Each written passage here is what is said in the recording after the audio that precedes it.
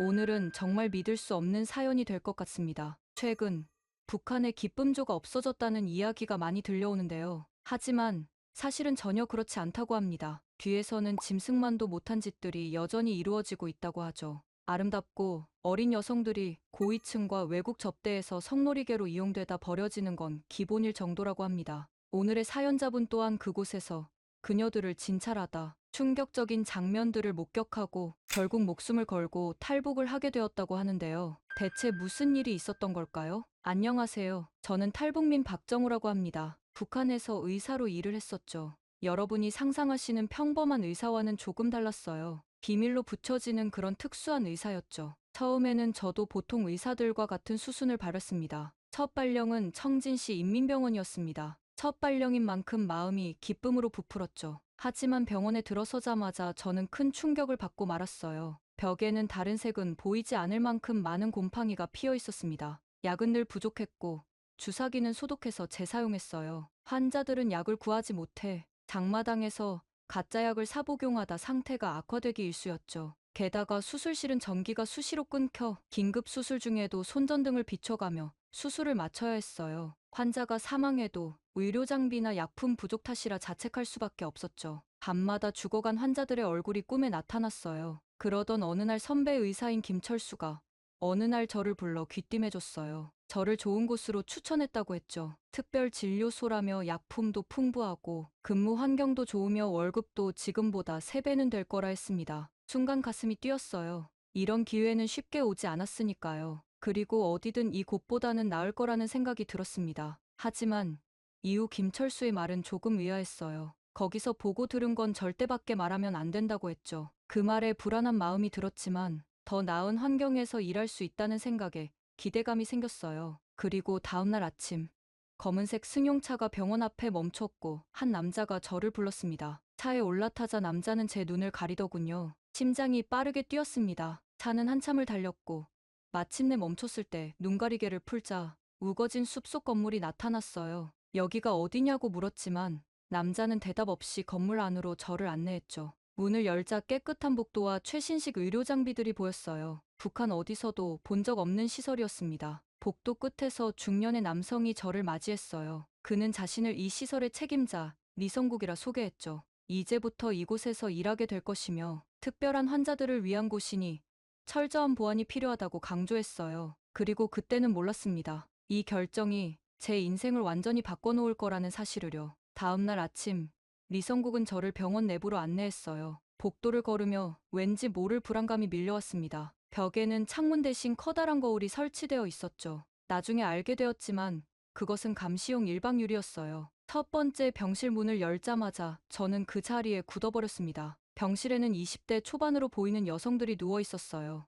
모두 창백한 얼굴로 천장만 바라보고 있었죠. 그들의 눈빛에는 생기가 없었습니다. 리성국은 냉정한 목소리로 설명했어요. 이곳은 기쁨조 소속 여성들을 치료하는 특별병원이라고 했죠. 기쁨조는 북한 최고위층의 접대를 담당하는 여성 집단이었습니다. 순간 온몸에 전율이 흘렀어요. 저는 의사로서 첫 환자를 진찰했습니다. 여성은 몸 곳곳에 멍이 들어있었고 심한 성병 증상이 보였어요. 차트에는 외국인 접대 후 상태라고만 적혀 있었죠. 위장이 뒤틀리는 느낌이 들었습니다. 다음 방으로 이동하자 더 충격적인 광경이 펼쳐졌어요. 여러 침대에 여성들이 누워 있었고 모두 임신 중이었습니다. 리성국은 담담하게 말했어요. 이들은 모두 강제 낙태 수술을 기다리고 있다고 했죠. 외국 관료나 사업가의 아이를 임신한 경우였습니다. 심장이 빠르게 뛰었어요. 입 안이 바짝 말랐고 손가락 끝이 저려왔죠. 여성 중 한 명이 눈물을 흘리고 있었습니다. 그녀는 중국 사업가의 아이를 가졌다고 했어요. 아이를 낳고 싶다며 작은 목소리로 호소했죠. 그러나 리성국은 그런 말은 생각도 하지 말라며 냉정하게 꾸짖었습니다. 세 번째 방에서는 수술이 진행 중이었어요.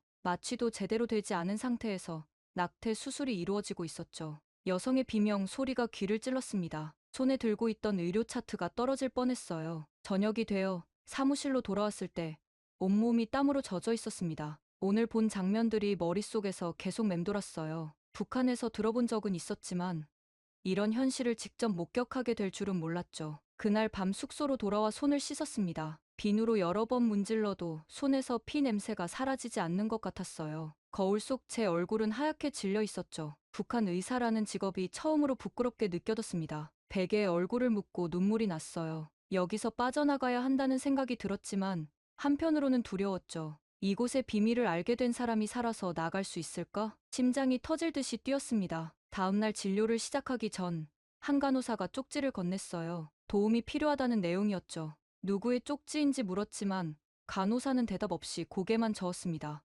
위험한 상황임을 직감했지만 그 쪽지가 제 인생을 바꿔놓을 줄은 몰랐어요. 그렇게 쪽지를 받은 후 일주일이 지났어요. 매일 밤 누가 보냈는지 생각하며 잠들지 못했습니다. 그러던 어느 날 305호실 환자 김미영이 진료 중에 손을 꼭 잡아왔죠. 그녀의 눈에는 두려움과 간절함이 가득했습니다. 진료가 끝나고 처방전을 적는 척하며 김미영의 차트를 확인했어요. 26세, 기쁨조 5년차, 현재 임신 5개월이라고 적혀 있었죠. 다음 날 낙태 수술 예정이라는 메모도 있었습니다. 그날 저녁 병원이 조용해진 시간에 김미영의 병실을 찾았어요. 그녀는 창백한 얼굴로 누워 있었습니다. 저를 보자 일어나 앉더니 떨리는 손으로 가운 주머니에서 작은 종이를 꺼냈죠. 그것은 초음파 사진이었어요. 김미영은 이 아이의 아버지가 중국의 고위 정치인이라고 말했습니다. 그녀는 1년 전 중국 방문 행사에서 그를 만났고 서로 진심으로 사랑하게 되었다고 했어요. 정치인은 그녀를 북한에서 데려나가 함께 살겠다고 약속했죠. 하지만 2달 전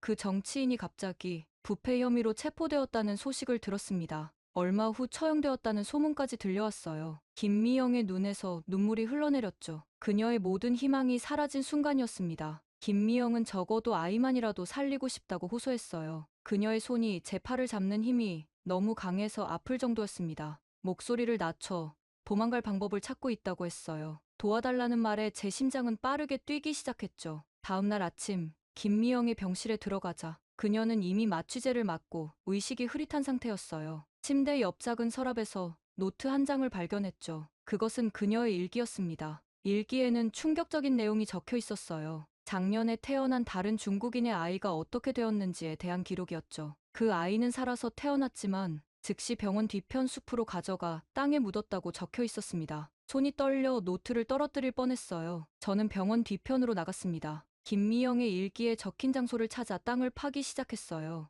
얼마 파지 않아 작은 천 조각을 발견했죠. 더 파내자 작은 아이의 유해가 나왔습니다. 순간 온몸이 얼어붙는 듯했어요. 그날 이후 저는 병원에서 일할 때마다 숨이 막혔어요. 매일 아침 출근길에는 구토감이 올라왔고 밤에는 악몽에 시달렸습니다. 땅에 묻힌 아이의 모습이 계속 눈앞에 아른거렸죠. 손을 씻을 때마다 여전히 흙냄새가 나는 것 같았어요. 탈북을 결심했지만 방법을 찾기가 쉽지 않았습니다. 이 병원은 외부와 완전히 차단되어 있었고 모든 직원의 행동은 감시당하고 있었어요. 가족도 만날 수 없었죠. 제 방에도 분명 도청 장치가 있을 거라고 생각했습니다. 첫 번째로 김철수를 떠올렸어요. 그가 저를 이곳에 추천했지만 여전히 신뢰할 수 있는 유일한 사람이었죠. 병원을 나갈 때 잠시 만날 기회가 있었습니다. 김철수의 눈빛은 이미 제 생각을 알고 있는 듯했어요. 김철수는 탈북 브로커를 알고 있었습니다. 그러나 그런 브로커를 만나는 것조차 목숨을 걸어야 했어요. 며칠 후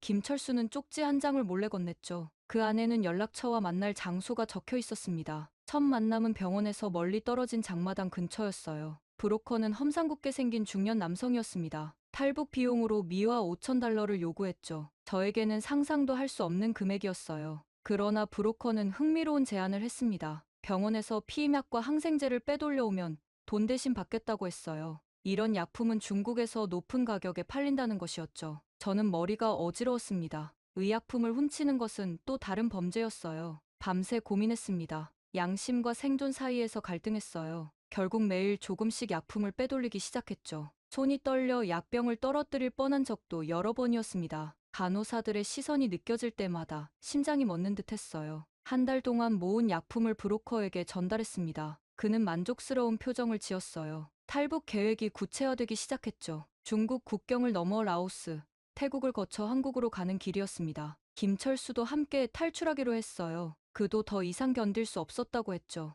우리는 밤마다 몰래 만나 계획을 세웠습니다. 얼마나 위험한지 잘 알고 있었어요. 실패하면 정치범 수용소행이거나 총살이었죠. 그럼에도 불구하고 용기를 냈습니다. 결정적 기회는 곧 찾아왔어요. 기쁨조 여성들이 중국 고위층을 접대하기 위해 국경 근처로 이동한다는 소식을 들었죠. 의료진으로 저와 김철수가 동행하기로 결정되었습니다. 이보다 더 좋은 기회는 없었어요. 마침내 그날이 왔습니다. 새벽녘, 우리 일행은 중국 국경 근처로 이동하기 위해 검은색 승합차에 올랐어요. 기쁨조 여성 5명과 의료진으로 저와 김철수, 그리고 보이부원 2명이 함께했죠. 차 안은 팽팽한 긴장감으로 가득했습니다. 가슴이 터질 듯이 뛰었어요. 손바닥에서는 식은땀이 흘렀고 입 안은 바짝 말랐죠. 김철수와는 눈빛만으로 서로를 격려했습니다. 우리의 계획은 단순했어요. 국경 호텔에 도착한 후 보위부원들이 잠든 틈을 타 탈출하는 것이었죠. 국경 근처 호텔에 도착했습니다. 허름한 2층 건물이었어요. 저녁 식사 시간, 김철수는 몰래 준비해온 수면제를 보위부원들의 술에 탔죠. 그들이 취해 잠들기를 기다리는 동안 초침 소리가 귀에 울렸습니다. 새벽 2시, 마침내 모든 보위부원들이 깊이 잠들었어요. 우리는 조용히 방을 빠져나왔죠. 복도의 나무 바닥은 걸을 때마다 삐걱거렸습니다. 그 소리가 천둥처럼 크게 들렸어요. 계단을 내려갈 때는 숨소리조차 죽였죠. 밖은 캄캄했습니다. 비가 내리고 있었어요. 차가운 빗물이 얼굴을 때렸죠. 국경 울타리까지는 약 2km 거리였습니다. 우리는 어둠 속에서 숨을 헐떡이며 달렸어요. 김철수는 이미 브로커와 만날 장소를 정해뒀다고 했죠. 갑자기 멀리서 개 짖는 소리가 들렸습니다. 심장이 멎는 듯 했어요. 고지어 손전등 불빛이 보였죠. 국경 수비대였습니다. 우리는 재빨리 길가의 수풀 속에 엎드렸어요. 숨소리가 너무 커서 들킬까 두려웠죠. 수비대가 지나간 후 다시 움직이기 시작했습니다. 마침내 약속 장소에 도착했어요. 중국인 브로커가 기다리고 있었죠. 그는 우리에게 중국 옷으로 갈아입으라고 했습니다. 북한 옷을 입고 있으면 즉시 눈에 띈다고 했어요. 그리고 강을 건너기 위한 작은 고무보트를 꺼냈죠. 그 순간 멀리서 소리와 함께 불빛이 보였습니다. 우리가 사라진 것을 발견한 보위부원들이었어요. 시간이 없었죠. 보트에 올라 필사적으로 노를 저었습니다. 두려움과 희망이 교차하는 순간이었어요. 강물은 생각보다 차갑고 빨랐죠. 보트가 크게 흔들렸습니다. 건너편 중국 땅이 보였지만 너무 멀게만 느껴졌어요. 뒤에서는 북한 수비대의 고함 소리와 함께 총소리가 들렸죠. 물 위로 총알이 튀었습니다. 마지막 힘을 다해 노를 저었어요. 손바닥이 찢어질 듯 아팠지만 멈출 수 없었죠. 기적적으로 중국 땅에 도착했습니다. 다리가 후들거려 제대로 서 있을 수 없었어요. 하지만 멈출 시간이 없었죠. 브로커의 지시에 따라 숲으로 달렸습니다. 중국 연변에서 우리는 며칠을 숨어 지냈어요. 북한 보위부의 추적을 피해 계속 이동했죠. 산골짜기를 지나 라오스로 향하는 길은 험난했습니다. 밤에만 이동하고 낮에는 숨어 지냈어요. 먹을 것이 부족해 배고픔에 시달렸지만 자유를 향한 희망이 우리를 지탱했죠. 마침내 라오스, 태국을 거쳐 한국행 비행기에 오르게 되었습니다. 비행기가 이륙하는 순간 창밖을 바라보며 눈물이 흘렀어요. 이제 정말 자유의 땅으로 가고 있다는 현실이 믿기지 않았죠. 20여 년간 북한에서의 삶이 꿈처럼 멀어졌습니다. 새로운 삶이 시작되고 있었어요. 이후 인천공항에 도착한 순간은 잊을 수가 없습니다. 비행기에서 내리자 눈부신 조명과 깨끗한 공항 시설이 저를 맞이했어요. 북한에서는 상상도 할 수 없었던 풍경이었죠. 다리가 후들거려 제대로 걷기 힘들었습니다. 공항에서 국정원 요원들이 저와 김철수를 맞이했어요. 북한에서는 보위부원만 보면 공포에 떨었는데 이들의 표정은 따뜻하고 친절했죠. 그들은 우리에게 존댓말을 사용했습니다. 북한에서는 상상할 수 없는 일이었어요. 검은색 승용차로 이동하는 동안 창밖 서울의 밤 풍경에 압도되었습니다. 높은 빌딩들과 현란한 네온 사이인 넓은 도로와 수많은 자동차들이 마치 다른 세계처럼 느껴졌어요. 북한의 평양조차 이렇게 발전된 모습은 아니었죠. 국정원 시설에 도착했습니다. 깨끗한 방과 부드러운 침대, 따뜻한 식사가 준비되어 있었어요. 담당 요원은 제 건강 상태를 물었고 필요한 것이 있는지 물어봤죠. 북한 보위부에서는 경험할 수 없는 인간적인 대우였습니다. 첫날 밤, 쉬라고 했지만 잠을 이룰 수 없었어요. 아직도 북한에서의 공포가 남아 있었죠. 혹시 문이 열리고 누군가 들어오면 어쩌나 하는 두려움에 밤새 문을 바라봤습니다. 다음 날부터 조사가 시작되었어요. 북한에서는 신문이라 하면 고문과 협박이 따랐지만 여기서는 달랐죠. 요원들은 커피를 대접하며 편안한 분위기에서 이야기를 들었습니다. 처음에는 경계했지만 점차 마음을 열게 되었어요. 그들은 저를 죄인처럼 대하지 않았습니다. 제 이야기를 진지하게 경청했어요. 북한 체제에 대한 비판을 해도 질책하지 않았죠. 오히려 제 고통에 공감하는 눈빛이었습니다. 용기를 내어 북한 병원에서 본 참상들을 이야기하기 시작했어요. 기쁨조 여성들의 비참한 현실, 강제 낙태, 아이들이 살해되는 장면들을 떨리는 목소리로 설명했죠. 말할 때마다 목이 메었지만 동시에 가슴에 맺혀있던 응어리가 풀리는 듯한 해방감도 느꼈습니다. 조사관들의 표정이 점점 무거워졌어요. 그들도 충격을 받았다는 것을 알 수 있었죠. 한 여성 조사관은 눈물을 참지 못했습니다. 그들이 진심으로 피해자들의 고통에 공감한다는 사실이 놀라웠어요. 이야기를 마치자 담당 조사관은 제 어깨를 토닥이며 위로해 주었습니다. 그 순간 북한에서 억눌러왔던 감정들이 한꺼번에 터져나왔어요. 울음을 참을 수 없었죠. 그동안 누구에게도 말하지 못했던 비밀과 고통을 모두 털어놓은 후의 해방감은 말로 표현할 수 없었습니다. 조사가 끝난 후 담당 요원은 제가 용기 있는 사람이라고 말해주었어요. 그 말 한마디가 저에게는 큰 위로가 되었죠. 북한에서는 단 한 번도 들어보지 못한 종류의 말이었습니다. 그날 밤 생전 처음으로 마음 편히 잠들 수 있었어요. 더 이상 누군가의 감시나 협박을 두려워하지 않아도 된다는 안도감이 찾아왔죠. 자유의 땅 대한민국에서 새 삶을 시작할 수 있다는 희망이 가슴 깊이 자리 잡았습니다. 다음 날 저는 하나원으로 이동했습니다. 3층짜리 현대적인 건물 앞에 서자 긴장감이 밀려왔어요. 이곳에서 남한 생활 적응 교육을 받는다고 했죠. 현관에 들어서자 밝은 조명과 깨끗한 환경이 눈에 들어왔습니다. 놀랍게도 하나원에서 기쁨조 출신 여성 3명을 다시 만났어요. 저와 함께 탈북했던 여성들이었죠. 그들의 얼굴은 북한에서 보았을 때와 달리 생기가 돌았습니다. 눈빛에는 두려움 대신 희망이 보였어요. 서로를 보는 순간 눈물이 왈칵 쏟아졌죠. 하나원 의료진과 함께 그들의 건강 상태를 확인했습니다. 북한에서 강제 낙태와 성폭력으로 인한 상처들이 아직 남아 있었어요. 그러나 남한 의료진은 그들을 환자로, 한 인간으로 존중하며 치료했죠. 의료진의 따뜻한 손길에 여성들은 처음에는 낯설어 했습니다. 북한에서는 경험해보지 못한 친절이었으니까요. 치료실에서 한 여성이 제 손을 꼭 잡았어요. 북한에서 그녀가 강제 낙태 수술을 받을 때 제가 몰래 마취제를 더 투여했던 것을 기억하고 있었죠. 그녀의 눈에는 감사함이 가득했습니다. 그 순간 의사로서의 제 선택이 옳았다는 확신이 들었어요. 하나원의 일상은 규칙적이었습니다. 아침 식사 후 남한 사회이해 경제 교육, 문화 체험 등의 수업이 이어졌어요. 처음에는 북한에서 배운 것과 너무 달라 혼란스러웠죠. 특히 자본주의 시스템은 이해하기 어려웠습니다. 하지만 선생님들은 인내심을 갖고 반복해서 설명해 주었어요. 저녁 시간에는 종종 의료 상담을 도왔습니다. 다른 탈북민들의 건강 문제를 듣고 조언해 주었어요. 그들 대부분은 북한에서 제대로 된 치료를 받지 못해 만성 질환을 앓고 있었죠. 제가 도울 수 있다는 사실이 행복했습니다. 한 달이 지났을 때 기쁨조 출신 여성들의 변화가 눈에 띄게 나타났어요. 몸무게가 늘고 안색이 좋아졌죠. 무엇보다 웃음을 되찾았습니다. 어느 날 저녁, 그들 중 한 명이 복도에서 저를 붙잡고 말했어요. 이제는 인간답게 살 수 있어요. 그 말에 가슴이 뭉클해졌습니다. 하나원 마지막 날, 수료식이 있었어요. 모두가 정장을 입고 참석했죠. 수료증을 받는 순간, 지난 시간이 주마등처럼 스쳐 지나갔습니다. 북한에서의 고통스러운 기억, 목숨을 건 탈출, 그리고 이제 새로운 시작이 눈앞에 있었어요. 수료식 후 기쁨조 출신 여성들이 손수 쓴 편지를 저에게 건넸습니다. 떨리는 손으로 편지를 펼쳤어요. 박정호 선생님 덕분에 새 삶을 살게 되었습니다. 이제 우리는 두려움 없이 숨 쉴 수 있어요. 그 순간 눈물이 멈추지 않았죠. 그렇게 하나원을 수료한 후 서울 변두리 작은 아파트에 정착했습니다. 깨끗한 방, 따뜻한 물이 나오는 수도, 끊기지 않는 전기가 여전히 신기했어요. 창문을 열면 보이는 번화한 거리와 자유롭게 걷는 사람들이 아직은 낯설게 느껴졌죠. 첫 주는 방 안에만 머물렀습니다. 밖으로 나가기가 두려웠어요. 북한 요원들이 저를 감시하고 있을 것만 같았죠. 창문 커튼 사이로 밖을 살피며 가슴이 두근거렸습니다. 밤에는 여전히 악몽에 시달렸어요. 꿈에서는 늘 보위부원들에게 쫓기고 있었죠.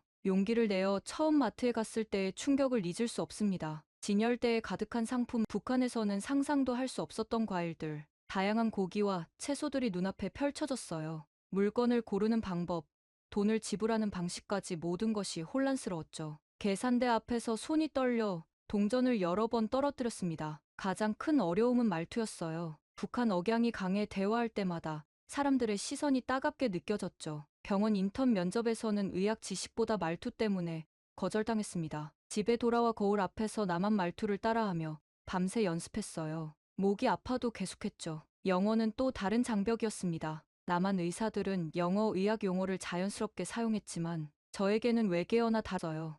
밤마다 영어 교재를 붙잡고 눈이 충혈될 때까지 공부했죠. 글자가 춤추는 것처럼 보여도 포기하지 않았습니다. 작은 구청병원에서 첫 일자리를 얻었어요. 북한에서의 경력을 인정받지 못해 간호조무사 수준의 일을 시작했죠. 자존심이 상했지만 제 실력을 증명할 기회라고 생각했습니다. 매일 가장 먼저 출근하고 가장 늦게 퇴근했어요. 모르는 것이 있으면 밤새 공부했죠. 어느 날 응급 상황이 발생했습니다. 노인이 갑자기 심장마비로 쓰러졌어요. 담당 의사가 자리를 비운 사이 제가 응급처치를 시작했죠. 북한에서 배운 기술로 노인의 목숨을 구했습니다. 그날 이후 병원 직원들의 시선이 달라졌어요. 주민센터에서 만난 경찰관 김영사는 저희 든든한 지원자가 되었습니다. 그는 북한의 실상에 관심이 많았고 제 이야기를 진지하게 들어주었어요. 김영사의 도움으로 의사 면허 시험 준비를 시작했죠. 시험 준비는 고난의 연속이었습니다. 북한과 남한의 의학 용어 차이, 새로운 치료법,